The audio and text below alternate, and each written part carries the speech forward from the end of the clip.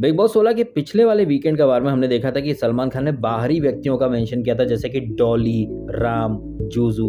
अभी जो डॉली, टीना और शालीन, इनकी जो टोली है ना, ये कैसे पब्लिक को बेवकूफ़ बना रही है आपको समझ में आ तो गया होगा। जिस तरह से मेकर्स ने एलिमिनेशन का ड्रामा रचा, पहले राम, डॉली, जूजू इनके नाम से पूरा एपिसोड खर्च किया, फिर टीना बाहर जाती हैं, एक दिन बाद वापस आ जाती हैं। अब ये जो टीना जो है ना, इनकी मैनेजर हैं डॉली। डॉली का पूरा नाम है डॉली टिलानी भट्टर, और ये जो है ये पीआर मैनेजर, या फिर ये कहें कि ये जो डॉली और इनकी जो कंपनी है ब्रांड एंड बज़, ये तमाम सेलिब्रिटीज़ को मैनेज करती है। उनके सोशल मीडिया प्रोफाइल के ये ब्रांड्स, कोलैबोरेशन, बिग बॉस में आना जाना, क्या उनका पे होगा, कितने दिन का स्टे होगा, ये सारा जो कॉन्ट्रैक्ट या चीज़ें होती हैं, ये इनकी जो कंपनी है ब्रांड एंड बज़, ये मैनेज करती है। और ये जो कंपनी है ब्रांड एंड बज़, इसकी जो मालकिन है डॉली, इन्होंने पहले बिग बॉस 12 में सृष्टि रोड, आपको याद है ना, उसे भेजा था। फिर ये टीना के मैनेजर हैं, और इसी एजेंसी के तहत हिना खान, जूही परमार और शालीन द चिकन भनोट, ये भी ब्रांड एंड बज़ के ही क्लाइंट हैं। तो कैसे डॉली एक साथ दो बिग बॉस कंटेस्टेंट को मैनेज कर रही है,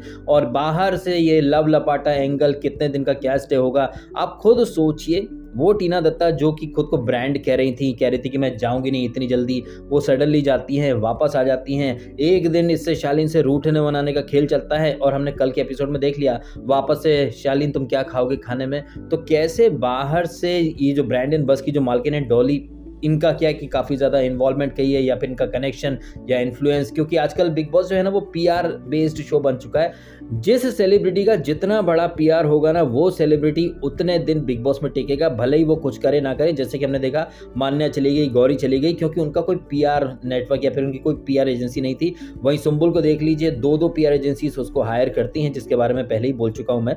तो ये जो सेलिब्रिटीज, स्पेशली टीवी के जो सेलिब्स हैं, कैसे ये जो पीआर के दम पर बिग बॉस में आते हैं, टिकते हैं। बाहर से सारी सेटिंग्स होती है, सब कुछ प्लान होता है कि कब लड़ना है, कब प्यार मोहब्बत खेलना है, कब अलग होना है। ये सारी चीज़ें आपको समझ में आ जानी चाहिए कि शालीन, टीना और डॉली, इन तीनों की टोली पब्लिक को कैसे बेवकूफ़ बना रही है। अगर अब भी आपको लग रहा है कि आपके वोट्स या फिर आप जिस तरह से दिन भर ट्रेंड करते रहते हो, उसकी बदौलत कोई कंटेस्टेंट आगे टिकता है, तो यह भ्रम है। यहाँ पर सब कुछ प्री प्लान्ड स्ट्रेटेजी के तहत आगे बढ़ता है, और मेरा तो काम ही यह है कि आपके सामने रियलिटी शो की रियल रियलिटी ला करके रख दूं।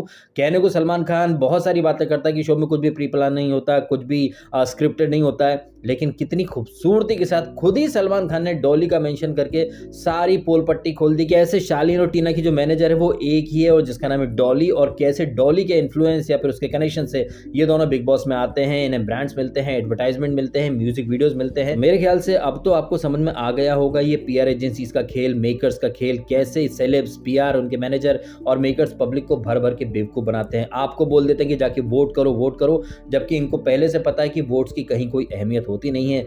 लेकिन इसके बावजूद अगर आपको इमोशनली कनेक्ट होना है, वोटिंग करनी है, ये करना है, उनके लिए लड़ना भिड़ना है लोगों से, तो फिर ये आपका कॉल है। आप बेवकूफ़ बनना चाहते हैं, इसलिए मेकर्स आपको बनाते हैं। सीधी सी बात है। मैं आपकी आंखें खोलना चाहता हूँ, लेकिन आप अपनी आंखों पर पट्टी बांध करके रखना चाहते हैं, धृतराष्ट्र मोड में चलना चाहते हैं, इमोशनल फूल बन के रहना चाहते हैं। आप फूल बनना चाहते हैं, इसलिए मेकर्स आपको फूल बना देते हैं। सीधी सी बात।